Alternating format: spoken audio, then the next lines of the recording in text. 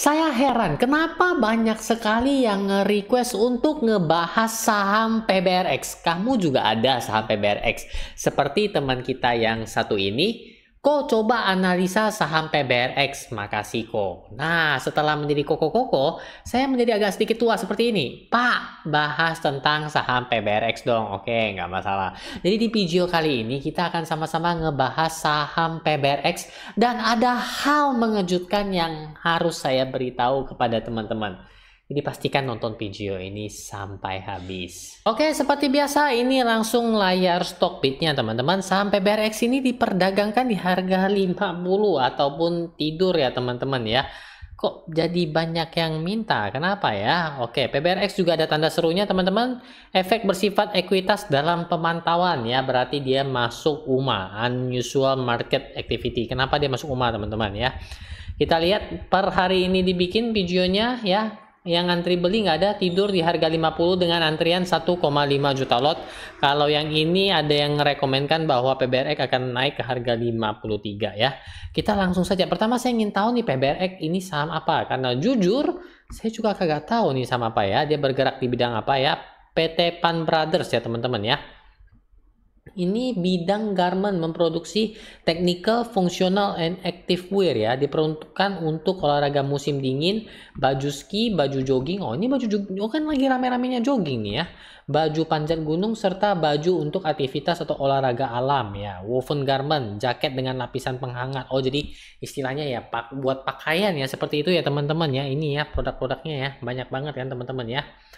Kenapa kalau sebanyak ini malahan sahamnya tidur di 50 ya? Tuh lihat. Dan anak industri garment menyediakan produk garment untuk berbagai brand. Tuh, Uniqlo, Adidas, The North Face, Salomon. Oh, banyak sekali ya. Kok istilahnya sehebat ini kenapa sahamnya bisa 50? Ini ada yang aneh sebenarnya. Mungkin ya teman-teman ya. Lanjut lagi kita ke bagian key stats-nya. Di key stats dapat kita lihat bersama net income-nya di kuartal 3 ini minus 56 miliar teman-teman ya. Di 2022 bahkan ini minus dalam banget. Kenapa bisa minus sampai 139 miliar? Orang udah nggak pakai baju lagi ya pada waktu itu ya. Dan namun di 2023 ya sudah mencatatkan pertumbuhan, entah kenapa di kuartal 3 ini menurun. Apakah pendapatannya juga demikian? Pendapatannya kita lihat ya menurut saya masih oke lah ya, walaupun agak mengalami penurunan dibandingkan dengan kuartal sama di tahun lalu ya. Tapi entah kenapa di net income-nya malahan minus ya teman-teman ya.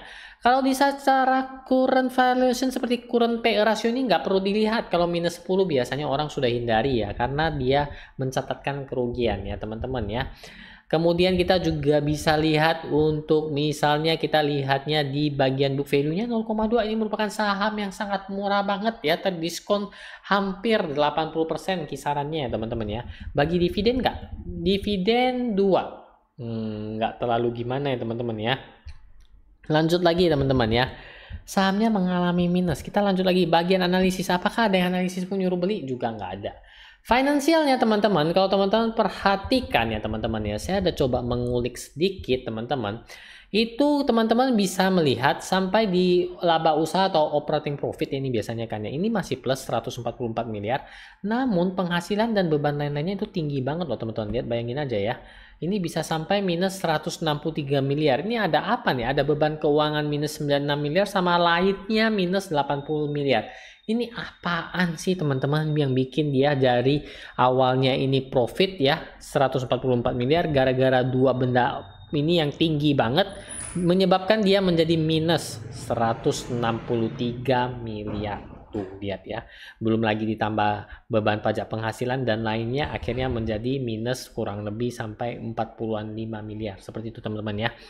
Aduh, kalau saham-saham minus seperti ini memang sedikit mengkhawatirkan. Di seasonality-nya teman-teman ini agak mengagetkan kalau teman-teman misalnya bertanya, ini saya saham invest bagus nggak sih Hyung?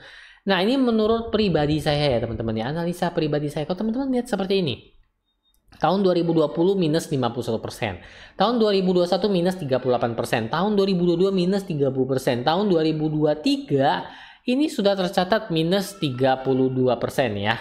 Sedangkan tahun 2024 baru mulai. Ini kok 0,000 terus, berarti dia 50-nya tidurnya udah lama dong ya teman-teman. Seperti itu ya. Nah, kalau misalnya nih teman-teman lihat selama tahun 2020, 2021, 2022, 2023, 4 tahun berturut-turut, minusnya sedalam ini bisa nggak ya secara misalnya kita ini awam deh teman-teman ya, nggak ngerti laporan keuangan, pengen masuk ke dunia saham, ingin belajar investasi, lihat saham yang secara konsisten 4 tahun berturut-turut minus. Gimana tanggapan teman-teman? Seperti itu. Pertanyaan pertama dulu ya. Ini memang agak sedikit mengejutkan. Saya juga heran kenapa banyak yang nge-request. Jadi ini beberapa poin ya. Kalau menurut saya ya, saya udah menghindari duluan nih. Ini 4 tahun nih, kenapa nih saham minus terus ya? Lebih baik nggak usah dilihat ya teman-teman ya. Karena ini kan ngeri juga teman-teman ya. Minusnya dalam banget ya. Di 2020 oke lah 2020 kita katakanlah corona, pandemi covid ya. Oke. 2021 harusnya dia ada sedikit pembaikan. Oke, dia lebih baik yang tahun 2020 minus 51%. 2021 minus 38% ya. 2022 setidaknya tolong dong kamu plus. Kalau selama 3 tahun berturut harganya minus terus ya investasi kita ya juga bolong juga. Benar kan teman-teman ya.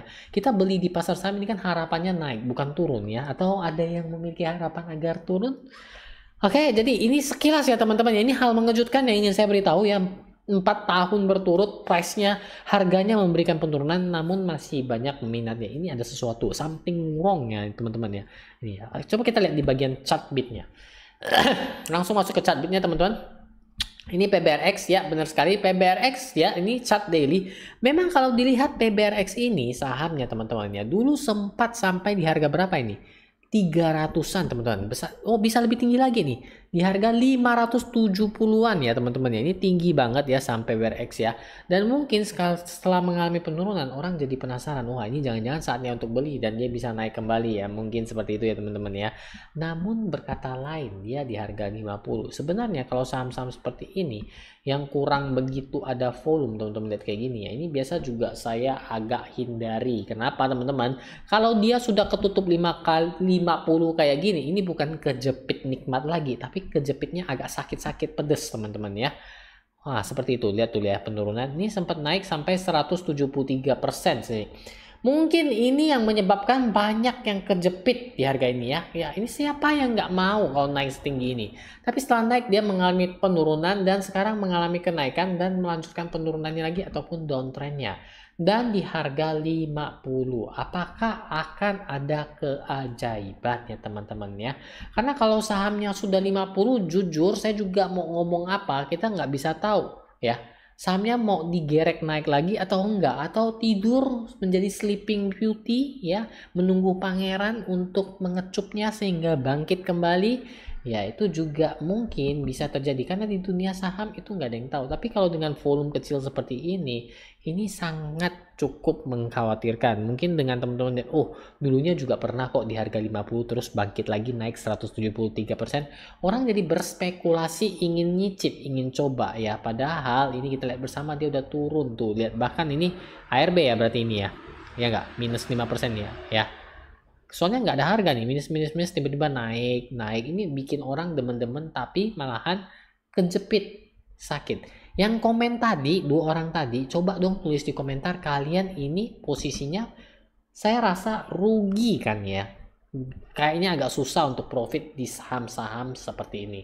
Oke, jadi bagaimana harapannya ya dia naik. Kalau dia naik ya kita bisa lihat di sini, mampu nggak dia tembus di trend line-nya di sini di harga berapa ini?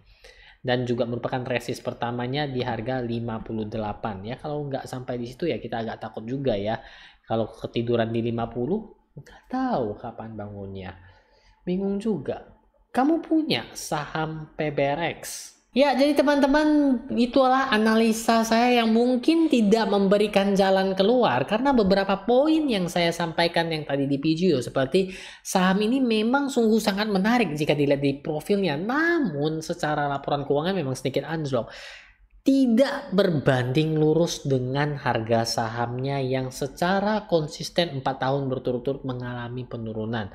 Ya, kalau saya pribadi saya cukup menghindari saham-saham seperti ini, apalagi saham yang kurang kuat ataupun nilainya ataupun diperdagangkannya nggak terlalu banyak. Salah-salah kejepit di harga 50. Saya nggak tahu nih saham kapan naik atau enggaknya seperti itu. Mendingan ya kita mencari saham yang memang lebih liquid, dalam artian lebih sering, lebih banyak volumenya bergerak naik turun. Jadi kita lebih enak untuk analisanya. Di sini saya nggak bisa analisa terlalu banyak karena sahamnya tertidur di 50 pada saat video ini dibikin. Harapan saya yang komen tadi 2 itu ya harapannya lihat dulu ya, kalau mau kejepit 50 dijual pun nggak bisa kan ya. Ya semoga saja dia bisa naik break di harga 58. Jika itu sudah terjadi baru mungkin kita bisa menganalisanya lebih lanjut. Tapi kalau dia sedang tertidur bobo cantik di harga 50, apa yang bisa kita lakukan? Benar kan? Nah, jadi bagi teman-teman yang masih mungkin bingung seperti saya yang lagi kebingungan juga dan punya pertanyaan lebih lanjut, silakan tulis saja di kolom komentar. Dan juga bagi teman-teman yang pengen punya request seperti teman-teman kita tadi juga bisa.